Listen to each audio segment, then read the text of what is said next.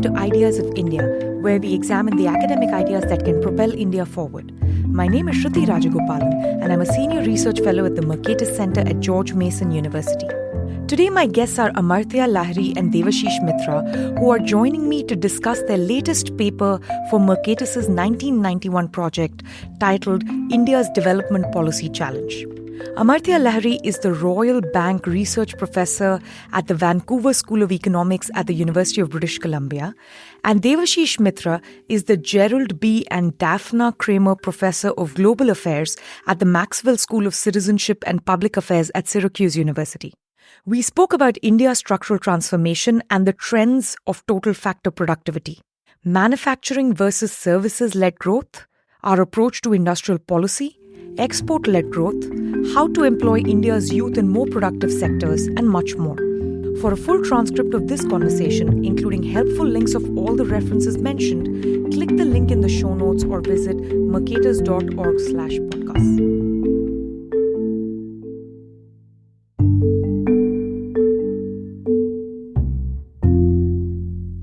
Hi Amartya, hi Devashish. Devashish, welcome. You're here for the first time. Amartya has been here before, so Amartya, welcome back. Thanks for inviting. Good to see you. Great to see you both. And in a recent working paper that you've written for us at Mercatus's 1991 project titled India's Development Policy Challenge, you both argue that India's best bet, for economic growth is to create a large, labor-intensive, manufacturing, sort of firm-driven economic growth. And this is mainly done by encouraging merchandise exports and so on. But before we get to that paper, I just want to get a sense from both of you on where we are in India's sort of structural transformation at the moment. On this, Devashish, you've written a lot before. This is one of your papers with Will Martin. You've looked at total factor productivity in agriculture and manufacturing and how TFP growth rates and convergence takes place. And, I think what you found for India and many other countries is that agriculture does better than one would anticipate or one would imagine. And then other than increasing total factor productivity within each sector, there's also the question of structural transformation or structural change, where you have greater productivity arising from movement of, different factors from one sector to another, which is also something that you've written with Rishad Ehsan and so on. So how do you see that in the current moment in India? I ask specifically because these papers are now a couple of decades old. Yeah. So, the paper with Will Martin is very old. We started work on this when I was a summer intern at the World Bank. The first summer, we didn't finish it, but a couple of years later when I had finished my PhD, that very summer, after I defended my PhD dissertation, I went back to the World Bank and we finished that paper. So it's basically 28 years old. So it uses data from, it's cross-country work. And it's basically, the data is from 1967 to 92, so 25 years of data across many countries. What we found was that TFP growth on average for all those countries, including the sample included a bunch of developing countries as well. What we found was that the TFP growth was higher for agriculture than manufacturing by somewhere between 0.5 and 1.5 percentage points. And also, there was much more convergence in productivity within agriculture across countries than in manufacturing, probably because innovations in agriculture spread much faster and much more easily. IPR is not a big problem when it comes to kind of spread of high-yielding varieties and so on. Maybe that's what was happening. But that was, the data ends 1992, so that's about 32 years ago.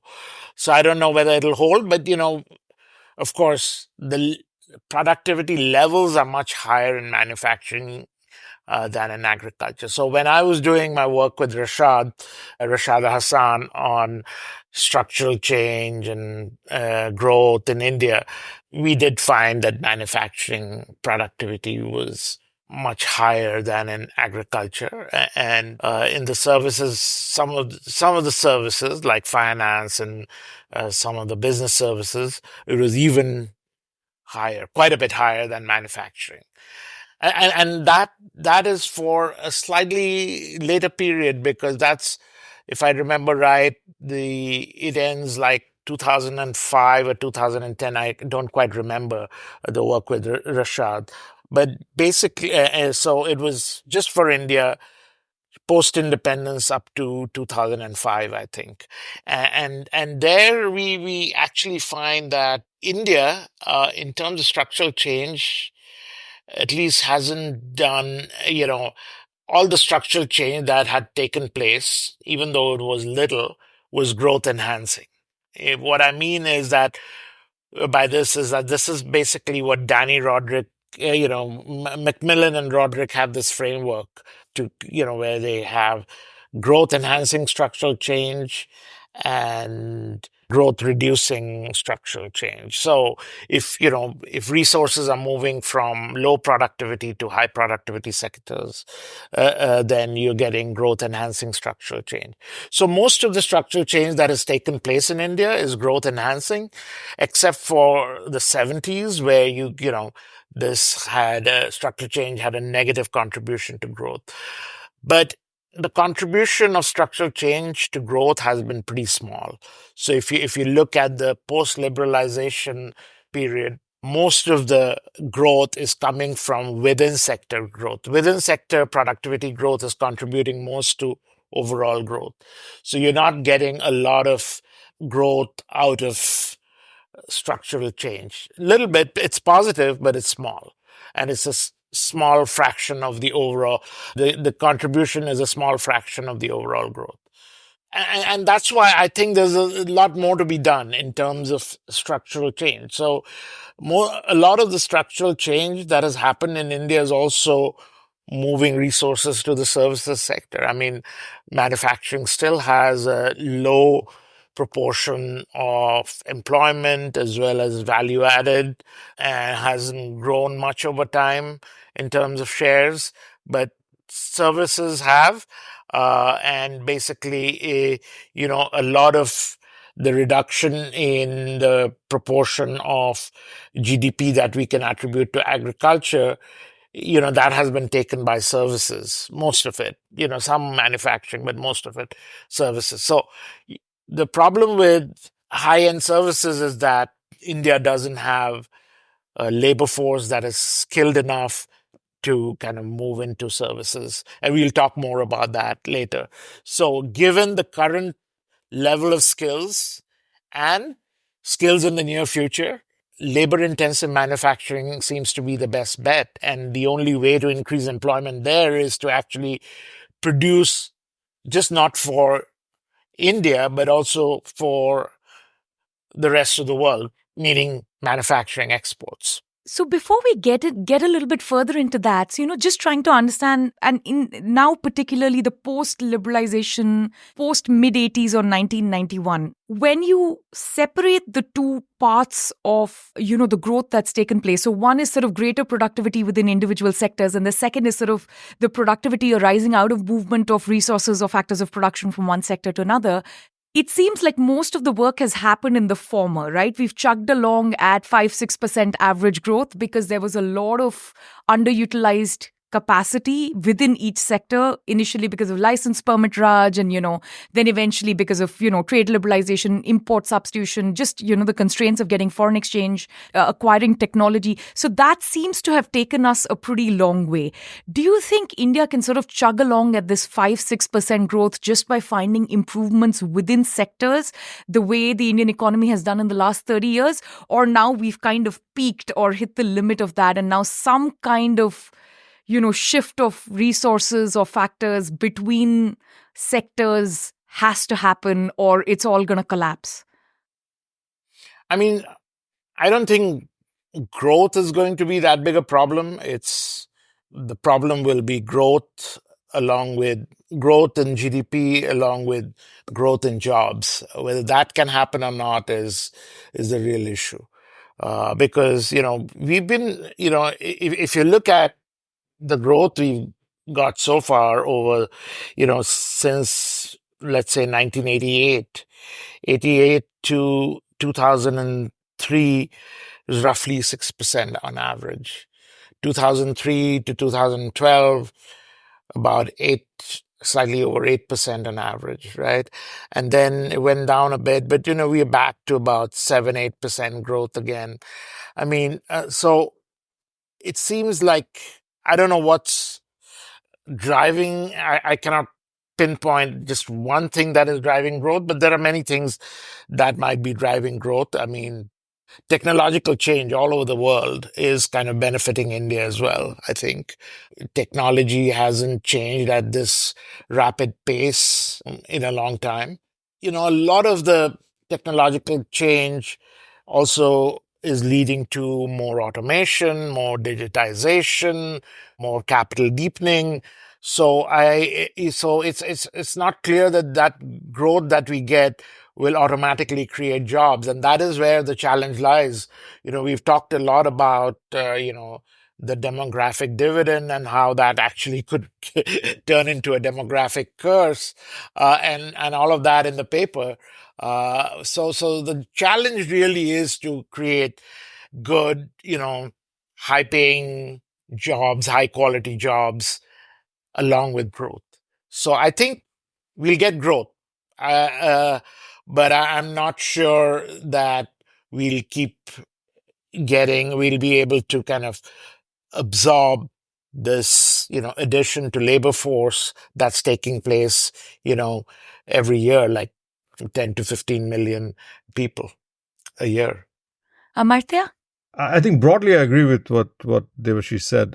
Probably I'm a little more skeptical about the growth prospects, in the sense that, based on the way the numbers have been coming in for the last decade or so, it just seems to me that we are possibly looking more at settling around, rather than 7-8%, settling somewhere around, 5.5-6% is where probably it's more likely to settle. As far as, I mean, that's my gut feeling, just looking at the data from the consumption side and from the production side. I mean, there's a bit of a mismatch between them, and there's just which may be related to demand as well, but at some level, to sustain anything, you need both sides of the coin to be playing together, because you can't just have one side. So I'm a bit more skeptical. And so where this becomes more challenging is when you juxtapose this kind of situation with the aspirations that have been unleashed in the country. And that is where I think, potentially have a massive challenge. Some political economy challenges, some just baseline civic society challenges. That if the aspirations of the population and the young, very young population, is not in sync with what the economy is delivering. So for us to meet those aspirations, we need I think we need to be growing at maybe not China-like rates, but pretty close to it. So I mean, it has to be sustained couple of decades of 8 to 9% growth in order for the economy to kind of get to a point where at least have the resources that it can distribute, at least in a statistical sense, the income over a big chunk of people, to lift their incomes in a very perceptible way. But then there is a second challenge, which is on, well, I mean, how is this even if we could produce 9%, and we can discuss what may be the way to go. And this is where I think deep set structural reforms, the second round of reforms, as you were hinting at, I think are just fundamental. But there is a second issue of how do you distribute this, even if we can get it. And that is the second challenge, which is where the whole issue of how you incentivize firms and you incentivize manufacturing, I think, for us is key, because otherwise you're just going to be looking at a redistributive state that can sustain growth produced by very few, which is then distributed through other kinds of welfare schemes, which are not necessarily all things that there is political unanimity on, and there are moral issues as well about whether how much you can sustain by just distributing to people, which will come with other kinds of issues. So I think there is a challenge in growth as well. I'm not so sure that I think Devashish is right that you're probably going to get it's not going to be the pre-1980s kind of situation. We're definitely not there. We've kind of gone to a point, but the aspirations demand something about 8 to 9% on a sustained basis for about a generation, for about 10 to 15 years at least. I'm afraid we're running out of steam on that. And that's where I think we do need, this is where the deeper second round reforms have to be on factor markets. And so there are really two really crucial ones. And then there are sort of ancillary ones, and that's labor and land policies. So we can get into that. But I think I broadly agree with Devashish, except I'm a little more afraid that the growth, is not going to be at the level that we would expect. Yeah. So, this is just for the young kids who didn't grow up like me on the trade and export-led, manufacturing-led growth miracles of South Korea and China and everything. Can you just sort of briefly lay out the mechanism, which you also talk about in the paper, this idea that exporting firms tend to be both larger in scale, they tend to be more efficient than the firms that just produce for the domestic or the local market. And there is a particular kind of disciplining mechanism that comes from international competition, which brings in more efficiency, which brings in technology diffusion, innovation of all sorts. And incidentally, they also end up employing more people because they have these economies of scale, right? So can you walk through the mechanism of this trade liberalization, export-led growth, in terms of overall productivity, firm productivity, and then, of course, increased employment and labor productivity? Devashish, you want to take, because... Yes, we've talked about a few things in the paper, but, overall, there are so many different channels through which trade liberalization can lead to higher growth. It's kind of, I probably will not be able to come up with an exhaustive list, but there is this efficiency factor, higher competition, and you're competing with the best in the world. That's the simplest, right? And, also to compete, you have to keep on doing your R&D to basically produce your best quality product and also try to produce it in the cheapest possible way to be able to survive that competition. I mean, that's pretty straightforward. So that's basically import competition, but exports also can work the same way, because then you're competing in export markets, right?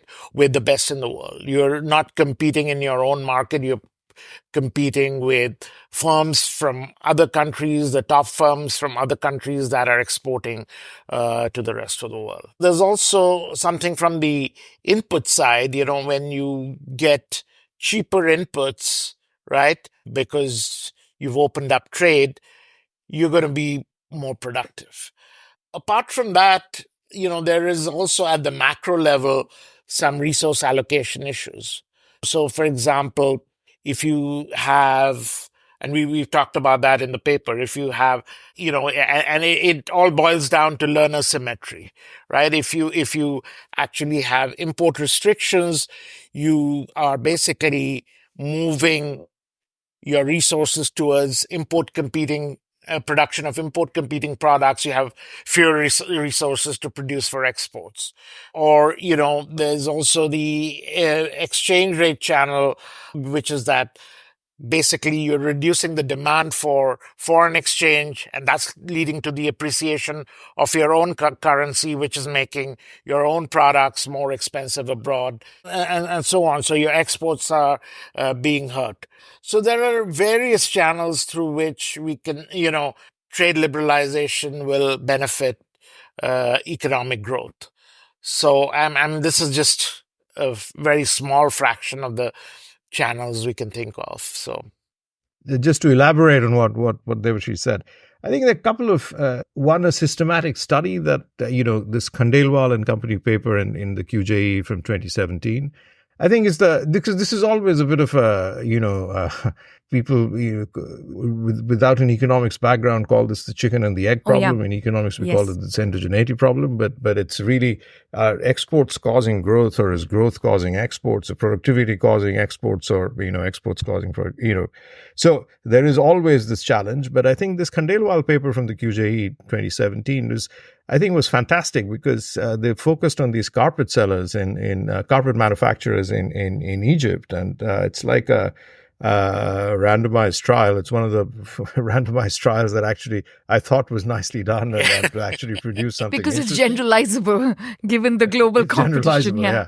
So and they really, in a nutshell, what they did was they picked up some very sort of small scale carpet makers and selected a few of them randomly to train them about putting them in touch with export markets and telling them a little bit about how to sell there. And then they looked at their productivity and what happened with the ones who were not part of this pilot program versus the others who were. And there was a massive difference in just 3 years' time between the ones who were beginning to started exporting and the others who were not. And so this is just pure export-led productivity growth, and that's the part that productivity was endogenous to, actually, because they had to do a bunch of things to keep up. It was just not, Personally, I have a story of a friend of mine who was a shoe exporter, and when he started, he tells this. I always find the story kind of interesting, because he got a contract to supply shoes to a big South African retailer.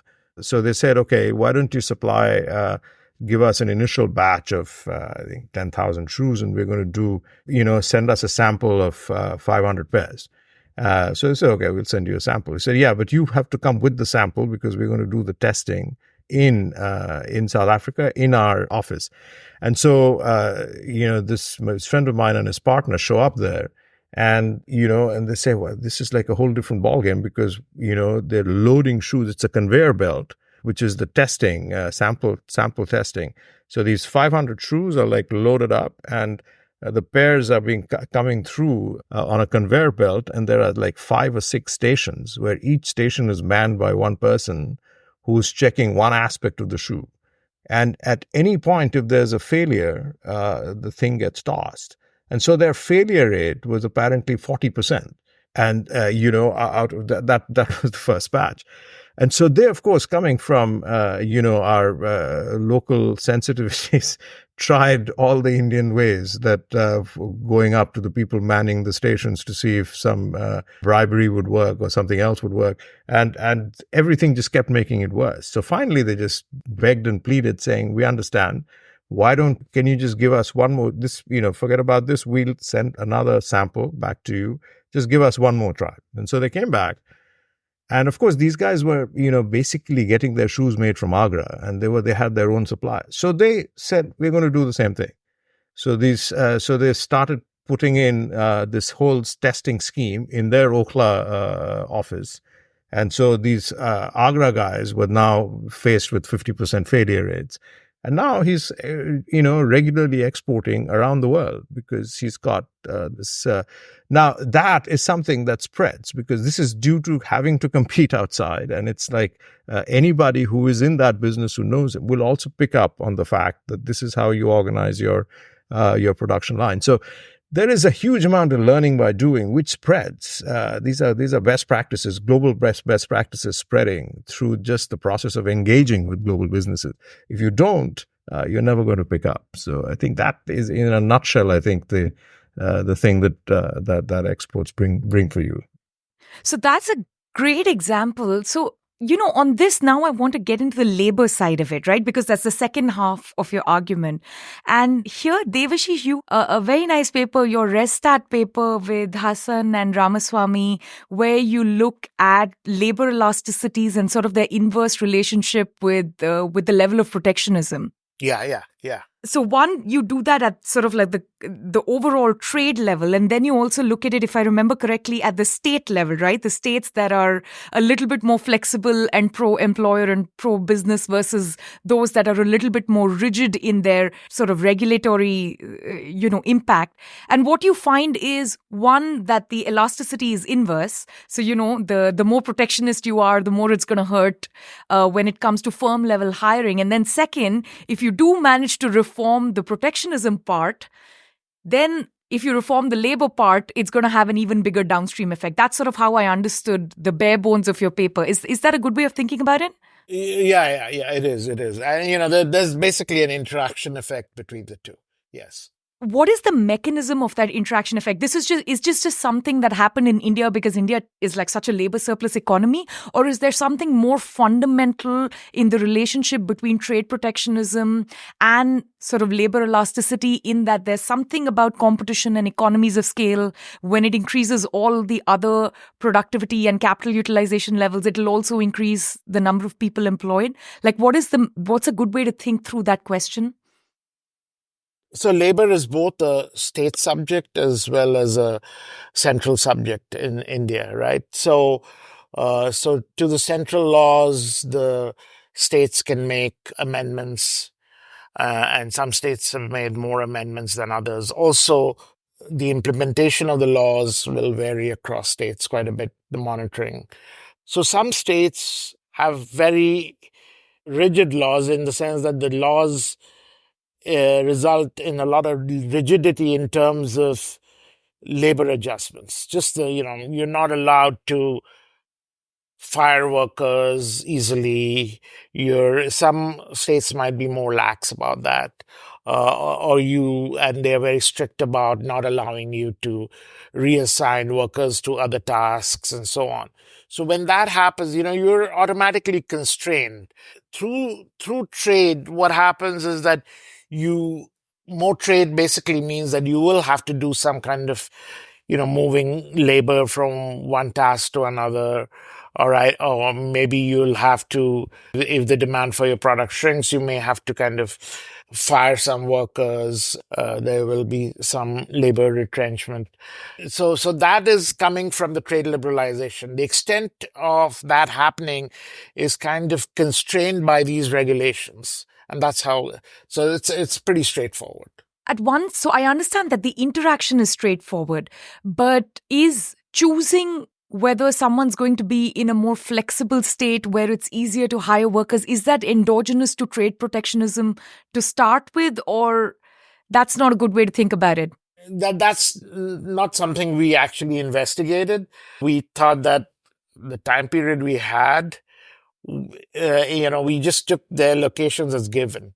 But, you raise an important point about the location of firms based on, labor market rigidity. And that basically probably didn't happen because it's not clear whether, the rankings of the states in terms of labor market flexibility or labor market rigidity would be preserved. And it's not a thing that, firms can keep locating and relocating their production plants, right? So they have to kind of make a long-term decision. So we took that location as given. Now, coming back to the paper, the core argument as you've walked us through it is, India needs to grow. India needs to grow much faster than it's been growing so far. Added to that is there's this enormous sort of demographic dividend, lots of young people who are, desperate to find jobs. We, of course, have a skilling problem. They're not very highly educated, even though we've democratized education and they have some basic level education. They can't exactly become software engineers, but they do need to exit the farm sector and the agricultural sector. So the way to solve this problem is through manufacturing. And the only way you can really get the manufacturing going is if it is export-led and it is merchandise export-led, right? So that's the core of the argument. Now, this would have been totally uncontroversial like a few years ago. Like this was just the consensus and the orthodoxy, right? And now that seems to have changed a little bit. So you have folks like Danny Roderick that, Devashish, you worked with before, who have argued that the geopolitics have shifted quite a bit. The kinds of things that are being produced and exported, the level of technology that has been introduced into even like very simple merchandising is now at a different level. So that old model of, making shoelaces cheaper than the neighboring country or the neighboring firm and then exporting, and that leads to growth and employment doesn't exactly work quite the same way. And then you have, for the India-specific example, most recently you have Raghuram Rajan and Rohit Lamba, who've talked about how, in addition to the geopolitics in India, the growth trajectory has been a little bit different because of, English speaking and the IT sector boom. So they're really focused on the smile curve and how we can think about sort of the high-end service sector, which is where India should sort of focus its policy efforts, and that's where we should sort of root the growth aspirations. So why are you still sticking to the orthodoxy? Like, what has changed, and why do you disagree with this new thinking? So the way we look at, Raghu and Rohit's, take, at least that's how I view it. I don't want to put words in Devashish's mouth, but that perspective of trying to zero in on the high value-added ends of the smile curve, I think is more like a medium to long-run goal that, it requires a level of human capital that is involved with either the design stage of products or is involved with the distribution stage of products, which, has, so that's the service interface really with manufacturing. And so that requires a level of human capital, which, given the current reality of India, is we just find this completely incongruous as to how you can accommodate 10 million additional people a year at the levels of education that they're coming out with, where even engineers we're producing STEM graduates who are viewed as being, maybe 30% of them are viewed as employable, the rest are not. And so this is just incongruous to us as to how you can imagine us investing. I mean, as a goal for 2050, yes, but that requires a different kind of goal and you don't require a state-led initiative for that. I mean, all you need to do is incentivize human capital training and the education sector has to become a core. And if enough people are coming out from that, the system will automatically create that. You don't need, where there is a need for state-led, some kind of state-led policy, is to try and accommodate people with their current skills into what is going to provide them with a significantly better outcome than what they're getting now. That is the challenge. So yes, if you start investing in human capital, it's going to take 20 years for you to produce people who are coming out who can then start adding value to the two ends of the smile curve. And I think that's a fine challenge. We have nothing against that. I think that makes a lot of sense. But so it has to be maybe one way to recast what they are saying and what we are saying is that you need to focus on the long term through investments in the education sector, and then it will automatically start moving towards the two ends. But right now, you have to incentivize the manufacturing, because that's where the skill levels, the ones that we got, we don't really want people to move from agriculture to a somewhat slightly better world as a gig worker, or even that is challengeable, as I think the pandemic reverse migration showed, that people were just, what the current economy is producing for fresh, participants in the labor market is nothing really fundamentally better than what they could do just by being underemployed and overpopulated in rural agricultural markets. So, the rural agricultural sector. So I think that is the challenge, to produce a significantly improved quality of life for a whole bunch of people who are now significantly better educated than their parents were, and yet are not quite at the level where they can be profitably employed in high-end services. So without that, making that bridge, to say that we are just giving up on manufacturing, I think is creating conditions for serious social disruption, because this is where, again, I come back to that aspiration. And it really worries me that, you cannot have a massive set. I mean, over the next 10 years, you're going to produce another 100 million people. And the population itself is like, we are talking about 700 million people under the age of, 30. So this is a huge number to be unhappy with the way things are going. And so, I mean, I think the way I want to sort of bridge these two views is one I view as really a cry out for investments in the education sector, and the other one, which because it's a long term goal. And it really, as I said, it doesn't need state intervention to do that. You have to, you have to prioritize the education sector, and then it's going to take care of itself as people go off, unless the state starts getting in the way of people saying, you can't do this or you can't do that. But the rest, as the challenge now, is to employ people who are coming out now. And that's where manufacturing, I think, is key. But maybe Devashish has a different view. If you just focus on the two ends of the smile curve, then, you can employ a few people, but that's hardly going to make a dent in the jobs problem, right? So, and then you look at basically all the people that are, as Amartya mentioned, they have all these BA and BSc degrees, and they just don't have the skills to be employed. On top of that, if you look at the people with secondary school education, and there, you can look at Karthik Muralidharan's work, or you can look at the ACER reports. 8th grade students don't have the second grade or third grade writing and math skills. I mean, that's the reality of the situation. And you cannot employ these people at the two ends of the smile curve, right? And how do you get to the level where, everyone can be employed at the two ends of the smile curve? It's going to take a lot of time, right, to make that transition. The other thing is that, there's some empirical work by V. Ramani and his co-authors where they actually find that if you actually are part of the global value chain and, you're basically doing the production work, the volume that you're exporting, that kind of more than makes up for the low value added per unit, right?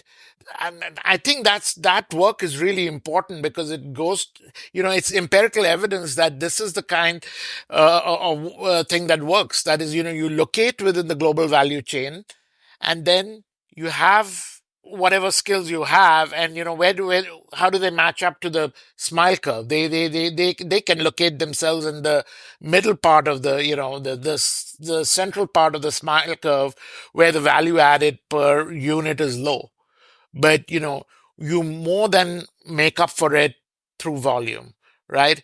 And as Amartya said, we can, a long-term goal could be that, we contribute a lot to the two ends of the smile curve. And in the short run, we have some people who can contribute to the two ends of the smile curve. But how do you actually educate people who have secondary education, but their reading skills and math skills are below, at the lower end of primary education, right? So, I mean, how do you kind of put them at the two ends of the smile curve? It's just impossible. So that's why we believe that, labor intensive manufacturing, but within the global value chain, a global supply chain might be the way to go. I mean, so we agree with Danny Roderick that, you don't have the kind of manufacturing that you had earlier, that all of it is being done within a particular location. But, there are parts of this global value chain that can be located within India, given the skill levels we have. And in fact, what it does is that there are a lot of products that are overall capital intensive, but there are some labor intensive components. So it gives us a wider range of activities which can employ the, low skill labor that India has right now. Goods that are overall labor intensive, there you can employ them. Also, in overall capital intensive production, you can employ them for the more labor intensive tasks. And the fact that, you have this international fragmentation of production actually helps India and doesn't hurt. So I actually disagree with people like Danny Roderick on that. It's not limiting our choices, it's actually expanding our choices. Just to play devil's advocate for a second, the way I understand, Raghu and Rohit's argument is not so much that we give up on manufacturing, but that the new push that the government seems to have is through PLI schemes, right? So you spend billions of dollars with these production-linked incentives. You sort of, put them towards electronics assembly or semiconductor chip manufacturing assembly and sort of so on. And the idea that that money would be better spent if you can 100x R&D either through the IITs or the IISCs and so on. So there's a sub-part to their argument, right? Because I think, to be fair to them, they don't want to completely give up on manufacturing, so to speak. Now that, we add this idea of, okay, there's a government that is going to spend, let's say, 10 or $15 billion on a particular kind of production-linked scheme, does that change how you think about it? Or do you think that the idea of manufacturing-led growth still holds and these kinds of schemes are the way to go to start, some green shoots in certain sectors? Or some third answer, which is completely different, like just do trade liberalization, you don't have to do any of this. I don't think we disagree with their characterization of these PLI schemes being fundamentally problematic in the sense that, you're giving a lot for relatively low, because as the challenge for the economy is to produce not just high GDP, but to actually produce high value added and high value added jobs at the same time. The production, I think they have excellent examples of showing why this can be completely gamed without creating any real jobs. And in fact, you can just, it's almost like a transfer in certain cases if people really wanted to game it, where you just assemble and ship things out and you qualify as, for all the incentive payouts. I think the bigger thing I think is where, these sorts of schemes are probably also problematic is that, and I think that this current government is not, the current new policies seem to be redressing or focusing on that if these were rather employment-based incentives as opposed to, the fact of the matter is because we now have to play by WTO rules. So we cannot do the East Asian, strategy. We can't sort of say that it's all going to be export incentives and so on, because all of those would get slapped down right away. So hence, we have to find other ways. And now, for some reason, they chose to go the PLI route, the production-based route, which has this very obvious way of not satisfying the main goal for why you want to set these things up. Because at the end of the day, you have to use your people. And that is one of the biggest resource are the people. So you can't just think of what's being produced without thinking of, how are you using your people to produce it? And this is where I also want to come back to. So employment-linked incentives, I think, would be potentially, one way of trying to incentivize and create channels of investment that can that can pick up steam once, because again, training starts kicking in once people start coming in, and if they are employing people in sizable numbers. So I think that probably is not a bad way to go. But there is this other aspect to what this, you kind of raised this earlier about Danny Roderick's critique, and Baldwin has a similar kind of critique as well, that the nature of global production has changed so much that, this idea that you can have, old ways of producing is all gone, and you can't kind of see shop floors and you can barely see a human being. And that's how a lot of the international conglomerates are producing now. I think that is, again, reflecting a little bit on what the labor market conditions are. So firms are going to choose what technology they use based on which is the cheapest factor. So if you have labor becoming more and more expensive, you will find an endogenous movement towards more and more automation.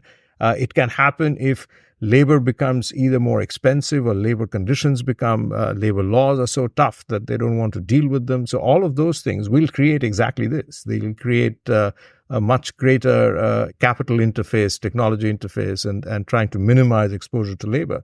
And this is where policy has to be focused on, to incentivize firms to employ people without worrying about getting trapped with people and not having any maneuver to move.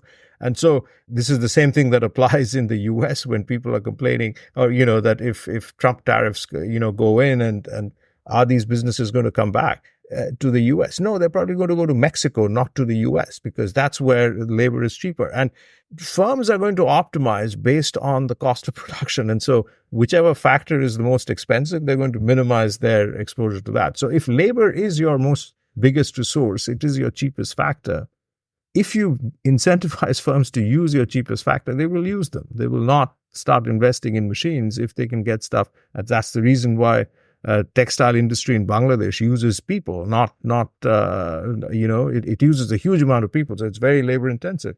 And that's, just the reality of it. So I think trying to figure out policies that incentivize use of your cheapest resource. And this is, I think, the ultimate story of trade or comparative advantage is what that message is. And somehow we keep missing that you're looking at your people. They're all over the place. It's hard to miss people in India.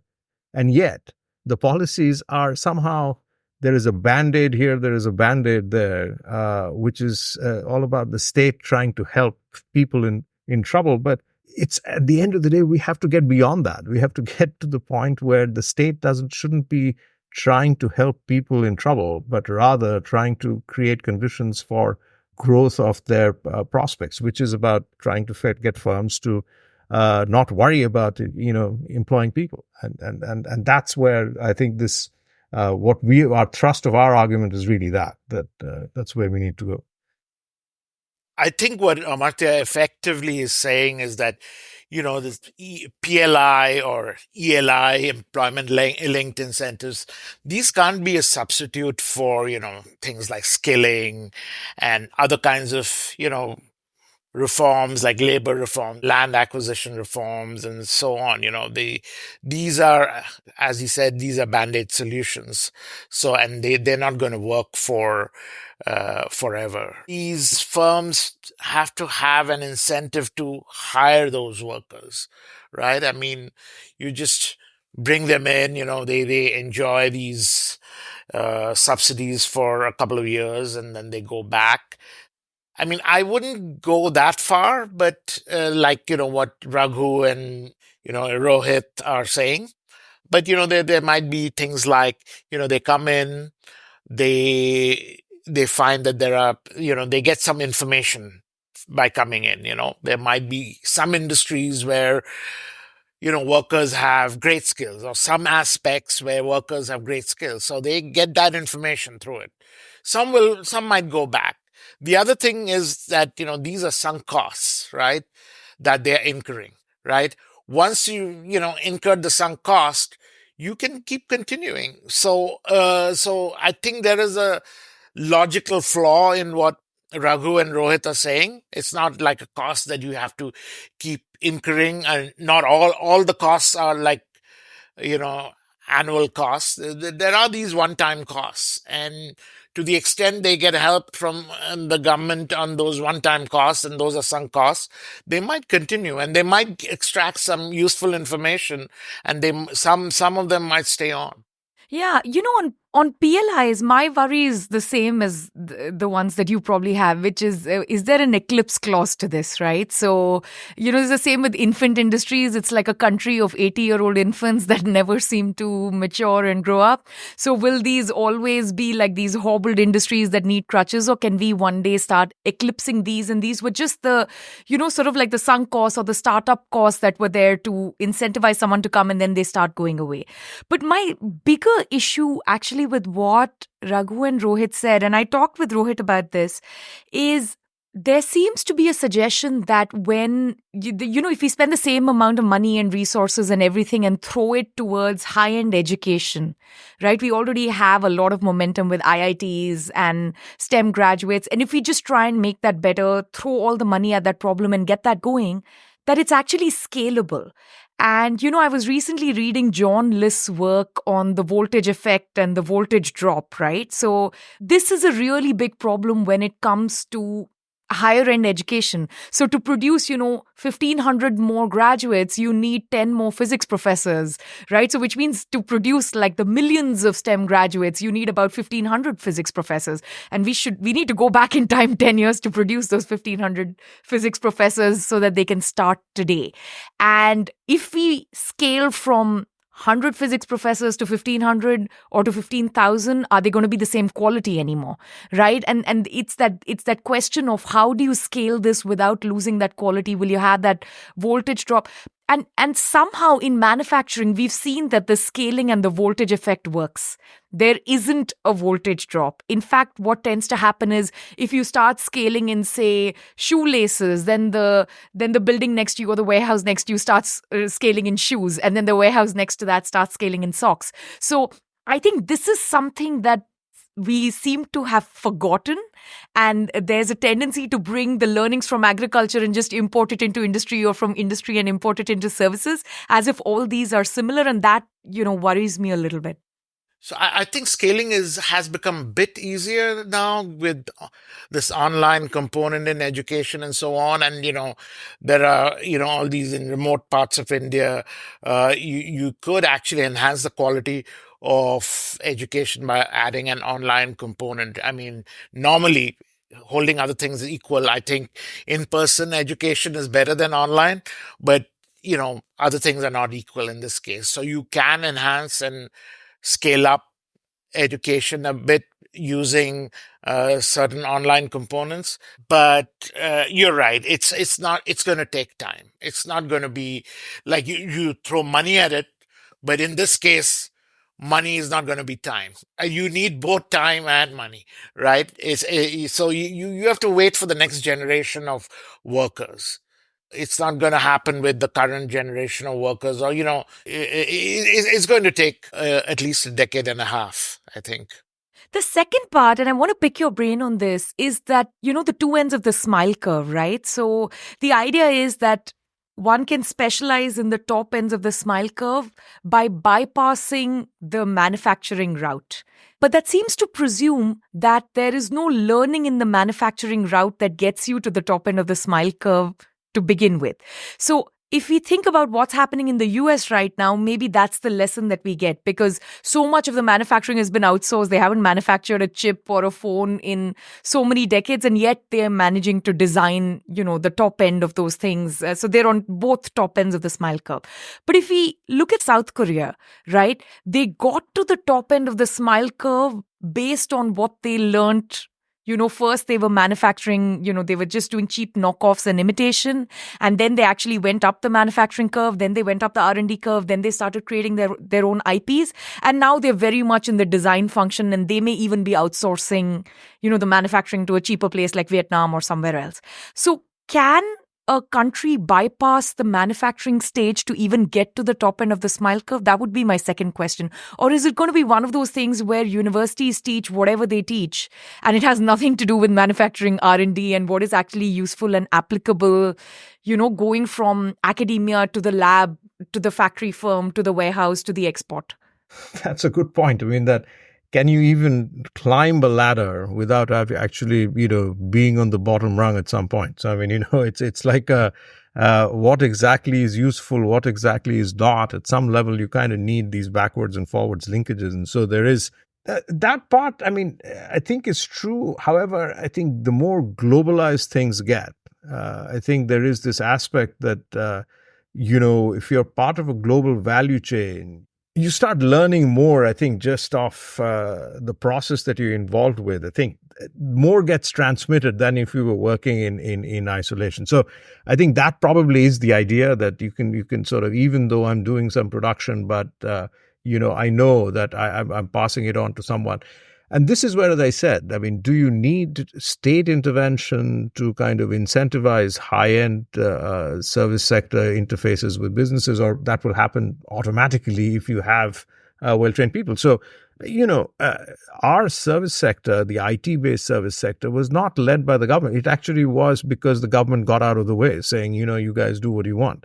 And people figured out where the value added was. So if you have sufficient numbers of trained people, they will look for value added where it exists. So, but you need to, these people need to be able to run. So I think there is something to what you say, that it probably, if you're not fully aware of what, the entire value chain. And so we all have examples of industrialists who send their kids to work on the shop floor before they allow them to. I mean, the Bajajas do that and so on, saying you got to work for a few years on each shop floor, and only then do you come up to the board, because you need to know the whole back end, front end, and the middle before you start interfacing. So I think there is something to that, but I think the process of globalization has probably made diffuse diffuse that process. The way I see it, that top end is really something that does not require state-led interface. So, this whole thing of individuals will do it if you just have to allow them to, have the tools to access that. And our IT service sector is the best example of that. Let's for a moment think that, Raghu and Rohit are right, and we should just focus on the two extremes of the value chain. I mean, then the same advice should be valid to all countries at India's stage of development. Then who's going to do this? The middle part of the value chain. That'll be missing totally, or what? So that's the question I have.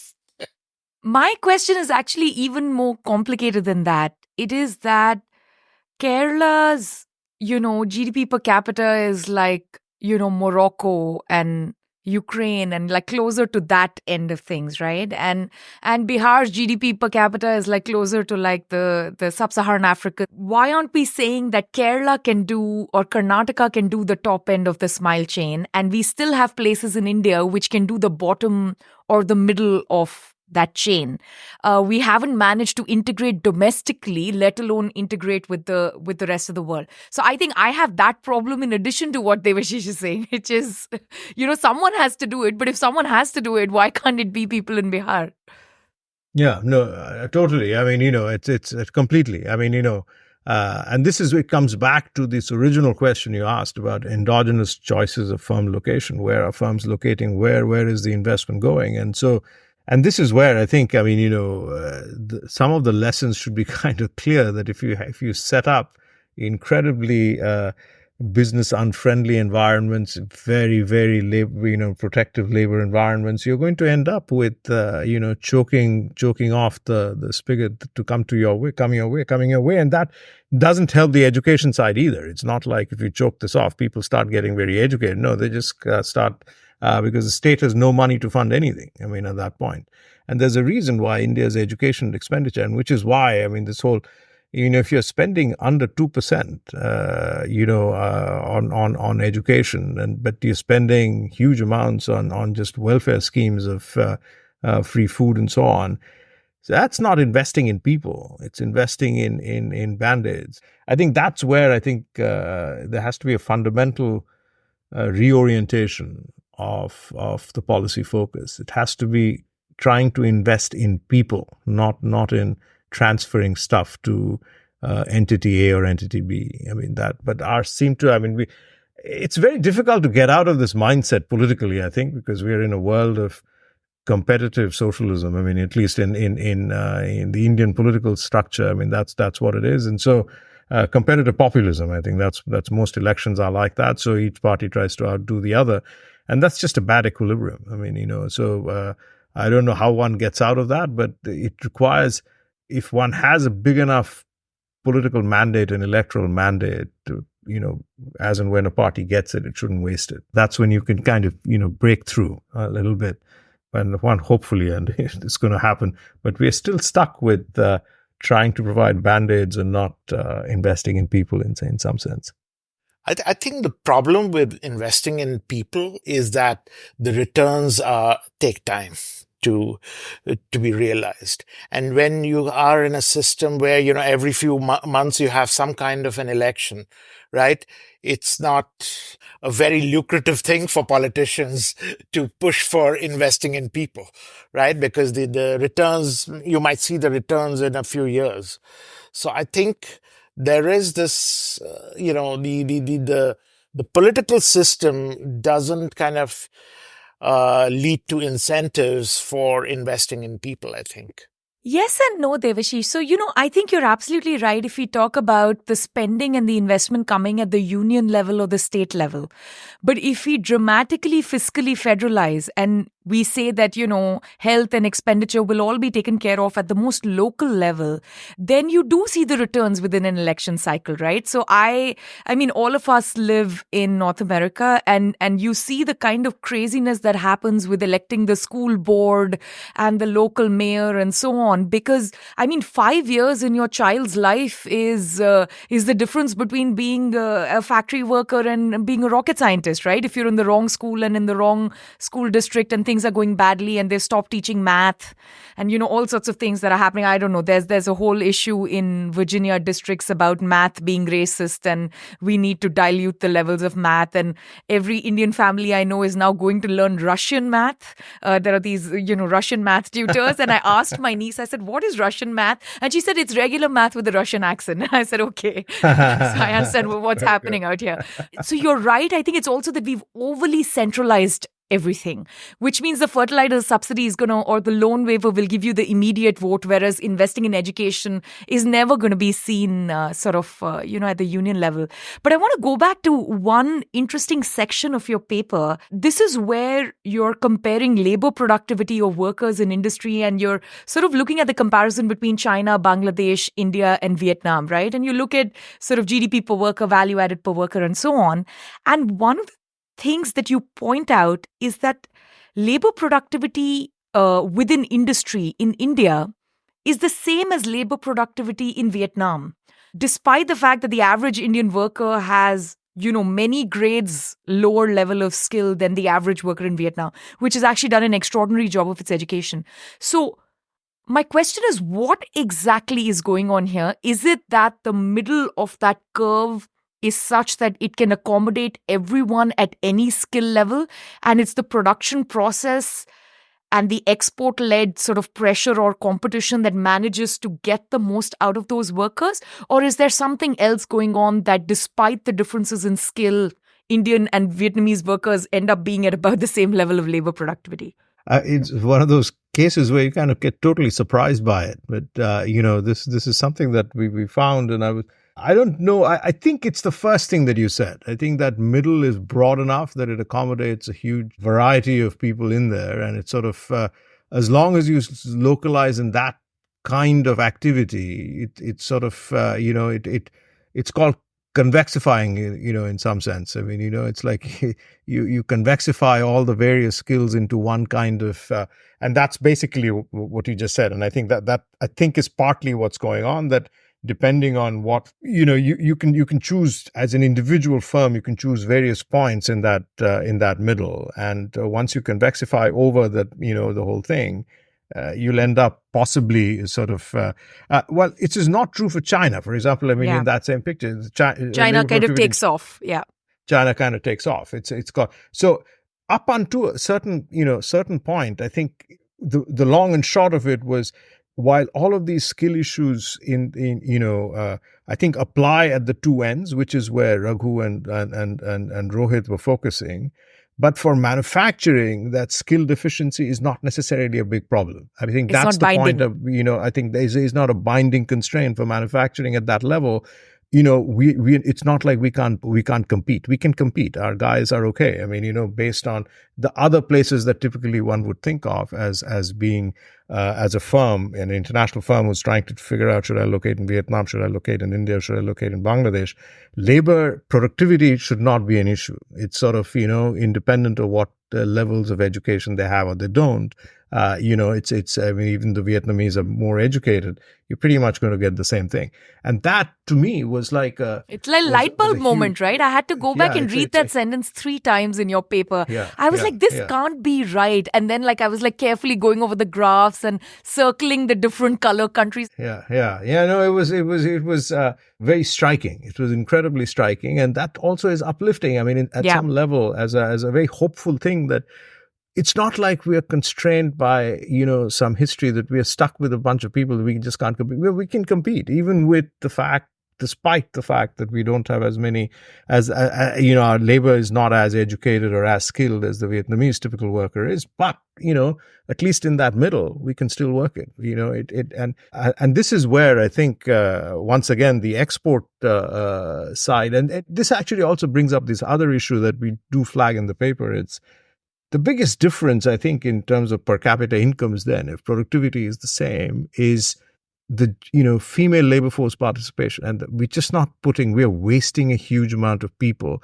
So even if you account for the fact that maybe some part of those people who are not working are not at the same levels of productivity and so on, but nevertheless, our per capita incomes would be a whole lot higher if we actually got these people to work. And this is where the gender imbalance in the labor force is a hugely debilitating thing. And so that's the other part of public policy, I think, that has to really get focused in with a laser-like focus, that we have to get. That's 50% of our workforce, and we are wasting more than 50% of that workforce. I mean, just nobody's showing up. And that is like a wasted resource. So we just have to get women to come out to work, and that's where I think the other part of policy, and this is I think where policies might become important about how you incentivize, because it's a culture issue as well. So I mean, whether women come out to work or not has a huge cultural aspect.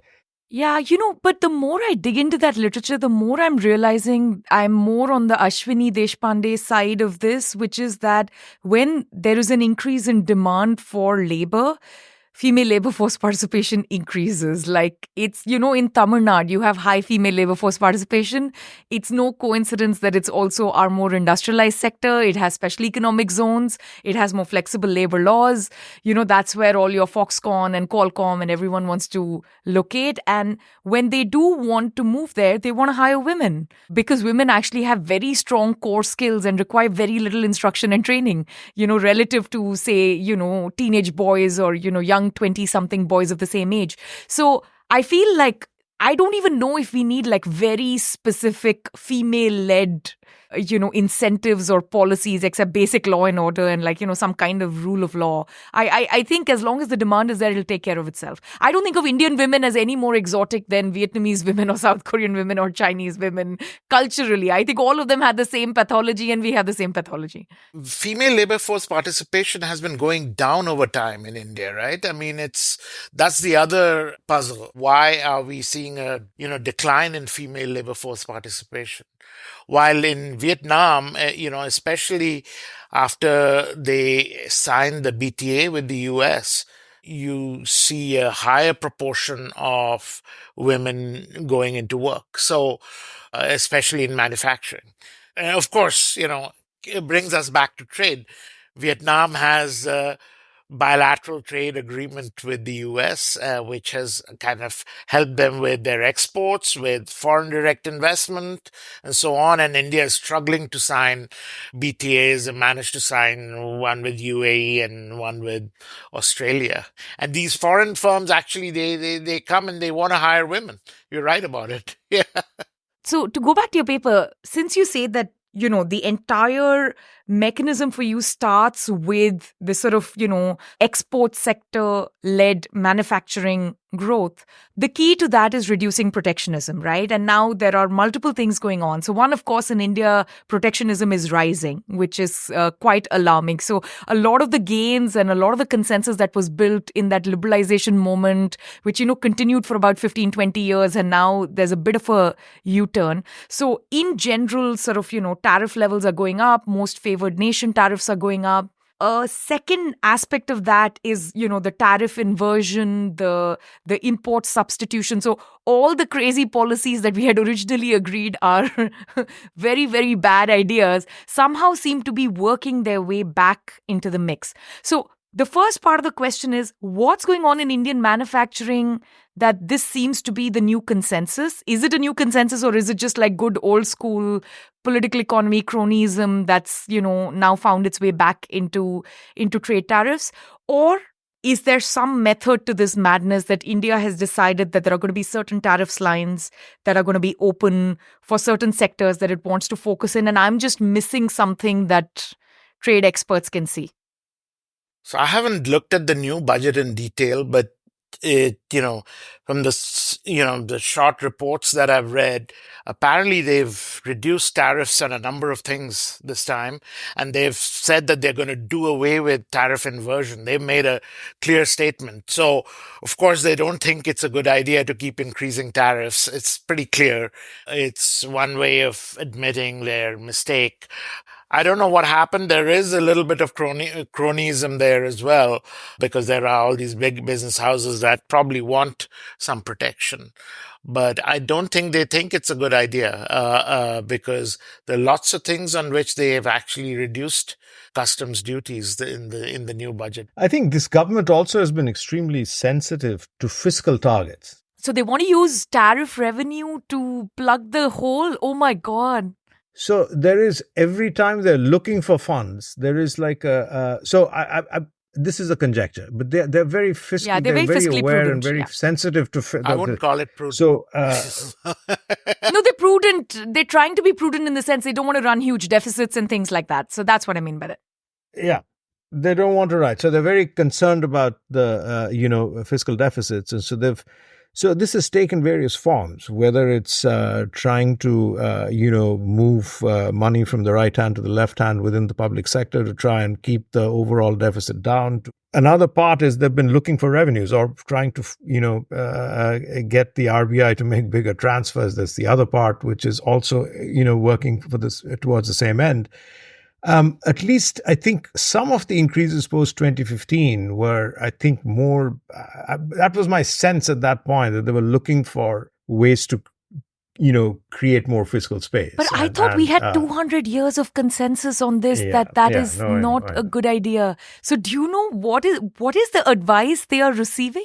Yeah, that has been a big mystery on the because this baffles me even more than the cronyism thing. That I understand. I'm like, okay, there are business houses which want protection and so on and so forth. The idea that you use trade, tariff revenues and custom duties to get fiscal space is so out there and crazy to me. I can't even believe it.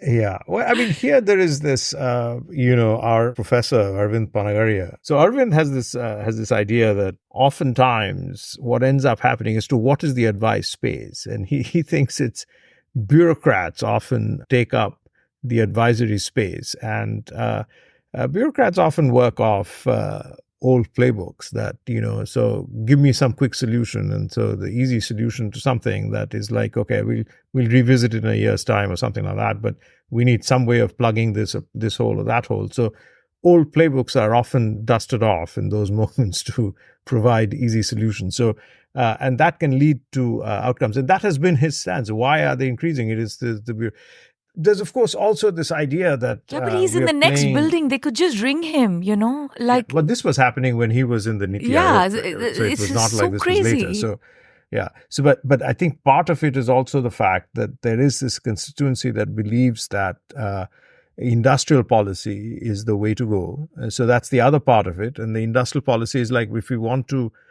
it's trying to recreate the Asian model 30 years later, even though the world has changed. But, 30 years later, it's like, maybe we can, induce this domestic industrial policy which creates domestic demand that is sufficiently high that it can... But of course, they miss the other part of it, which is that the export side of that model. Exactly. Which was, but that is now not WTO compliant anymore. So you can't take one part of a strategy when you can't do the other part of the strategy, and that just doesn't work. So because they lost the disciplining mechanism, right? Yeah, you've lost the disciplining mechanism. So this is why, I mean, this is an old playbook where the game has kind of changed, and you can't quite do the whole play. So you've just taken one play, but the game has changed, so you can't quite do it. And that, I think, is an inconsistency that maybe they're belatedly recognizing that doesn't work. Yeah. There's always hope. Devashish, you look depressed when it comes to raising revenues through tariffs. I think this is the saddest I have seen you look in the last 90 minutes. I mean, that, by the way, is a conjecture. Yeah. No, I understand. We don't have good information on this. Yeah. I think there was some work which showed that, as countries develop, initially they have high tariffs because they depend on tariffs for their revenues. And then at some point in time, they reach this, they're developed enough that they can raise enough direct tax revenues that they create this kind of an IRS that can collect income taxes, and then they reduce their dependence on tariffs. I think there was a model like that with some empirical evidence, I don't remember, that I'd seen a long time ago. But it just doesn't seem to apply to India. So it's like the economy, India's economic size is like several folds what it was, 30 years ago, and then it's reverting back to tariffs. And, that kind of revenue argument is kind of doesn't make sense at this stage in India's development. So, one thing that you didn't get into too deeply because, we have Arvind and your other colleague, Praveen Krishna, writing about trade specific to bilateral trade agreements and when it comes to unilaterally reducing tariffs. But where are you on this? Do you think the Indian state can do this tinkering business that it has been in for a long time, which is, sector by sector, go in and sort of tinker with tariffs a little bit and talk and consult?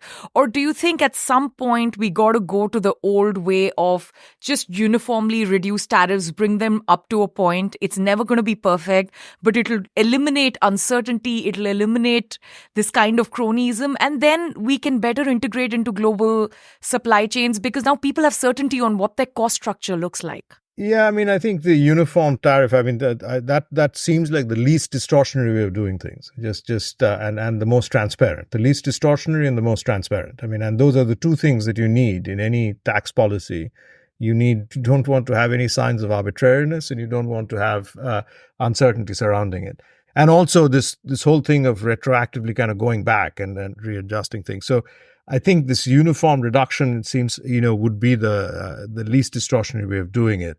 But that sort of gets in the way of, I think, activist policymaking often has delusions of grandeur about, that we can, what amazing things we can do because we've been blessed by, extra insights that nobody else has.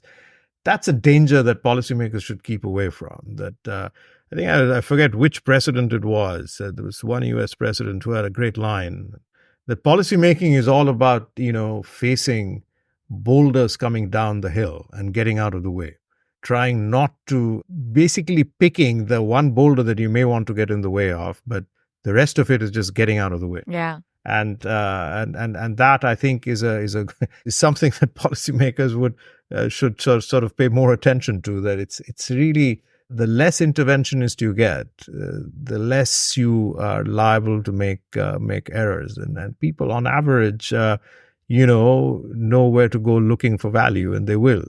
Just get out of the way. I mean, I think that. So, my favorite is the Hayek quote. The curious task of economics is to demonstrate to men how little they know about what they imagine they can design. And so I think that's where I am with the bureaucrats on the tinkering versus, having this kind of uniform rate. Devashish? Yeah, I've always been against distorting relative prices. Yeah. You have different, then you have like man-made relative prices, like policymakers actually making relative prices, right? Rather than relative prices being determined in the market. The moment you have like these tariffs that are not uniform, then you're basically kind of distorting relative prices. These relative prices are artificial, and it kind of makes me feel that you are in kind of a command and control economy rather than in a market economy. And as we know, that cannot really work. So I'm all for uniform tariffs, but at a very low level. Yes, single-digit low uniform tariffs. Tariffs can't be like 50% uniform tariffs. That wouldn't really help. Then you're creating this huge, distortion between, importables and non-tradables and stuff like that, right? So, keep the, distortions to the lowest possible level, maximize efficiency, and then, think about distributing the bigger pie that you've created. Other than trade, so in your paper, you talk about, other things India needs to do, for instance, labor reforms. Kadamri and I are writing about it actually in the same series. I think it'll be out by the time your episode airs. And our argument is on labor reforms. One is, of course, we need to get rid of the whole damn suite of regulation because it's so bad. But let's say we're not able to get rid of it, right? Because there are all these unions and all these transitional gains traps and so on. I would say increase the thresholds at where they kick in. So, right now, most labor regulation kicks in at 10 workers, which is ludicrous. And when you see the empirical literature on this, there's like all those regression discontinuity design papers, there's like it just drops off the cliff between 9 and 11, right? So that's the impact of how labor cost increasing it is. And our argument is, okay, let's say for some reason you think it's valuable for the government to regulate the kind of paint or, whether you have spittoons. It's my new favorite word, spittoons in every corner because of the Factories Act or something. At least start it at 1,000 workers, right? So that firms get some breathing room to grow before you crush them with this overwhelming amount of regulation. So, Indian regulation is, of course, too much, but I think it's also too soon. I would say that, the second best reform solution I would accept is at least increase the thresholds. That can hopefully done at the state level, it's because it doesn't conflict with the union law. So the states can start increasing the thresholds and just get the presidential approval for it. So that would be the idea. But since so on labor law, we agree. I would encourage everyone to read the paper, but the last piece of the puzzle I want to pick your brain on, which is not in the paper, is how do you think of monetary policy interacting with trade policy? Since I have Amartya also here. Because there is this... I know nothing about monetary policy, so it has to be Amartya. No, because one part that we do forget about the, Asian-led miracle and what China did for so many years is they did devalue their currency and sort of kept it at a point where their export competitiveness had an edge. One is this something India can do? Is it something it's already doing? I feel like India likes, there's a lot of lobbying pressure to keep the rupee, relatively devalued, for the lack of a better term. But where do you think we're on this, and what can be done on the monetary policy front to improve export competitiveness? My, impression of India's exchange rate policy has been that, it's a bit of like it's a pressure cooker. So the way I see this is, on average, if you take long enough sweeps, if you actually just used purchasing power parity to predict exchange rates over the long period, so not over 1 year, 6-month period, but you take December 31st, 1999, and you said that, okay, so where should the exchange rate have been based on the inflation differential between India and the US from 1990 to 1999, 2000 to 2024, and the number would give you about 85. And that's where it is. So, it's about 80, 83, 84. It's kind of fluctuating there. So it's not a smooth, it's like more a step function. That's how India's exchange rate policy has gone. And that's what the RBI has kind of done, that it kind of holds off. So it prevents very sort of a secular change, year to year reflecting the pressure. So it holds off, and then pushes back, and then it lets go. And then you sort of see suddenly it went from 61, 62 to 65. And then there was another pressure. It kind of went 65 to 67 gradually, and then jumped to about 71. And then it kind of stayed there between 70 and 73, 74 for a while, and then went to 78, 70. Again, kind of stayed for a while, and then it went to, 80. So I think on average, India has maintained competitiveness through its exchange rate policy over at least the medium run, by allowing these periodic depreciations of the rupee without trying to prevent it from happening. So it just, at some point, it stops preventing it. And so we've kind of had this process of gradual depreciation, which reflects PPP, which is really what competitiveness is all about. So I don't think the exchange rates has been a major impediment. Should they accelerate the process? I don't think so. I think this whole thing is much more orderly the way it is. It's like they've sort of managed to find India over a long run has managed to find some sort of a sweet spot where the rupee is not viewed as being a completely unstable currency, and yet it is not becoming overvalued systematically over time or anything like that. So there is this, and that's a delicate balance, and this way of, it's like a managed float, so to speak, Yeah. but allowing. I think it's worked out okay. So this for me, the PPP anchor is very important. That are you on average reflecting PPP? And so certainly over a long period they are. The other part of the monetary policy, which is not so much about the rupee depreciation, is interest rates and interacting with the fiscal, which is the government is, especially post-COVID, has not managed to curb its spending quite as much. The interest rates are relatively high. As a consequence of this, the government's own sort of, debt servicing bill is large and getting larger. And on the other side, it ends up crowding out private investment, right? Because at relatively high rates. So what does that do for export competitiveness? Because all these firms presumably do need to be able to borrow relatively easily from the market. And if they can't, that's sort of when they start lobbying for all these PLI schemes and, all these sorts of other things. So what is I imagine there's no quick fix for this other than just being more prudent, but what is the way to think about this from the trade perspective? Well, just in talking about interest rates, and maybe Devashish can get in on the trade side.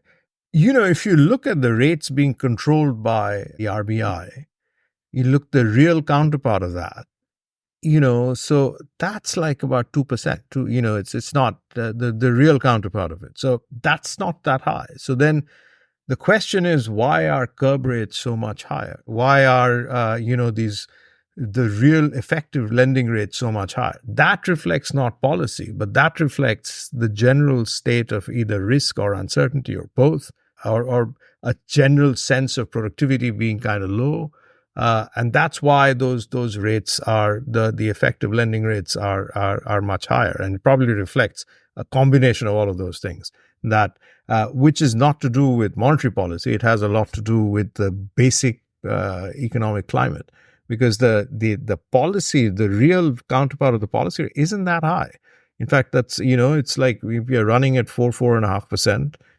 This thing is at about 6.5%. So we're talking about the real effective policy rate is about 2%. That's not high by any stretch. But if you're talking to the same people, I am like, every single person is complaining when they say private investment rate is low. They say, oh, we can't easily borrow and we can't easily invest, and that's why private fixed capital formation is suffering. So my explanation for all that is there's just too much regime uncertainty and people are not willing to invest in brick and mortar. I agree but it's not due to policy interest rates.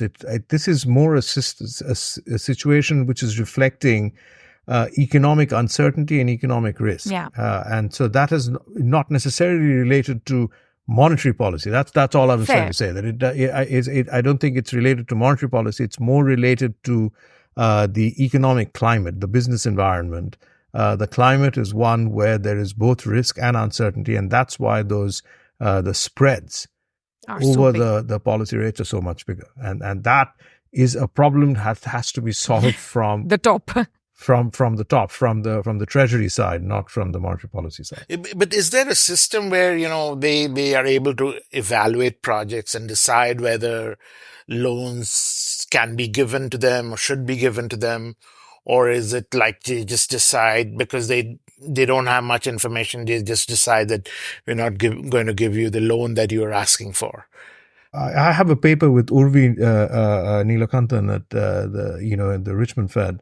And so Urvi and I had looked at public sector, banks in India, and in particular trying to focus on when the non-performing loans kind of, skyrocketed. So trying to understand one of the things that we learned from that project was public sector banks in India actually 75% of all loans go through the public sector banks.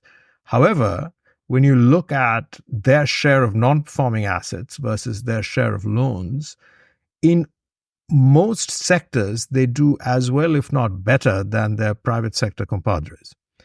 Where the non-performing loan share is disproportionately greater than their loan share in those industries is in the infrastructure-linked sectors. That's where the whole issue where the government gets involved and makes calls and says, give it to our friends and our projects and so on. Exactly. So what ends up happening? So to answer Devashish's question, I think when they're dealing with loans to sectors that are not linked to infrastructure, where they are, they make loans based purely on commercial considerations, they're doing as well, if not better, and they have well-defined mechanisms to actually produce high-quality loans. It is when it becomes linked to the infrastructure sector, the loans are going towards some sector that is linked to infrastructure. That's where the non-market based lending begins to kick in, which is they are forced to comply with either phone calls coming in or pressure being brought to bear. And it's remarkable that the Indian banks can actually perform, if you take out this not for, because effectively what fraction of every rupee can be lent out in an unconstrained way is very small, because the government is already telling you that this percent goes to small scale, this percent goes to agriculture, this percent goes, so this is all priority sector lending takes up X percent. Then they have the requirement that you have to invest a certain fraction in, this is over and beyond, to maintain liquidity ratios. You have to go beyond that, you have to maintain some amount in government bonds, which is another, used to be as high as 25% at some point. So the room to maneuver for these banks is incredibly small. So, and that's why sometimes they just become completely risk averse. Nobody's willing to go in any, or because a lot of their lending, which is the big ticket stuff, which is the infrastructure, gets taken up by the non-market based stuff, which is, they understand, is extremely risky. So then everybody else has to pay. It's like another part of the crowding out. So I think the economic environment, some of this calls into question this whole thing of public sector banks in general, that infrastructure investment has been a big thing, and public sector banks have traditionally been involved quite hugely in that process. And that has two aspects to it, that the old-fashioned way of financing infrastructure was tax revenues. Once the government goes away from that, saying we tried the PPP route, which led to those NPAs, because the quid pro quo was you come up with a project, you run it for 30 years and everything, and then you give it to me. And my part of it is that I'll give you cheap land, I'll get you access to preferential lending and all of that. So that's where it got gamed, where that lending side just completely. Now we have the national champions model of building infrastructure, which will end similarly, which has a quid pro quo as well. I mean, and so this is the challenge under which the rest of the economy is operating, because all of this requires money, and big ticket money, and so that has to come from somebody else. I mean, so every rupee lent to one person is not going to somebody else. Devashish, you should dust off your old endogenous lobbying paper on trade and I think apply it now to bank lending. Right? Amartya, before you joined the call, I was telling Devashish, one of his papers, which is my favorite, is where he talks about endogenous lobbying group formation through political contributions and how that leads to trade protectionism. Basically, that interaction. And I think there's something to be said for that, and the national champions now getting money and crowding out private investment by everyone else. So maybe, I mean, the national champions are getting money in through, but I think there's also this big thing about you develop new things, and the old developed ones that were done, through, somebody else or through tax revenues get handed over. So those are already working. So there has to be a way. I mean, if you want someone to build something for you, you have to give them something. I mean, so in what form it comes, it could be through cheap credit, it could be just handing over other assets that have been built already. But so one of the things, going back to your previous question about the interest rates, given the international capital mobility we have, how much control would the RBI have over real interest rates in the end? Not much, right? No, there is. I mean, it's not, our capital mobility is limited. I mean, it's not, we are completely convertible on the current account, but we are not on the capital account. So there is there is a fair bit. So even for Hindenburg to try and short Adani shares, it was a hugely problematic exercise to try and do that, because they had to do a fair bit of, they had to find domestic, guys to do it. So forget Hindenburg. My friends coming from India can't pay for like an American thing online using their credit card. It's a nightmare. Yeah, no, it is a nightmare. But the long and short of it is we don't have perfect capital mobility. What we have is a very regulated wedge, which can be manipulated between the. So it's not as if India is completely, linked to the rest of the world in a one-for-one way, that every time U.S. monetary policy changes, that there is a, transmission of that. There is no transmission of that? Or there is a little bit, but there's a little bit, but nothing like what would happen between the U.S. and Canada, between the U.S. and Europe, or anything like that. Or even between other small developed open economies like Australia, New Zealand, and India, US on one hand, and countries like Australia, New Zealand on the other hand, etc. So much more closely linked, where those guys follow what's going on in the US. Maybe the rates get linked.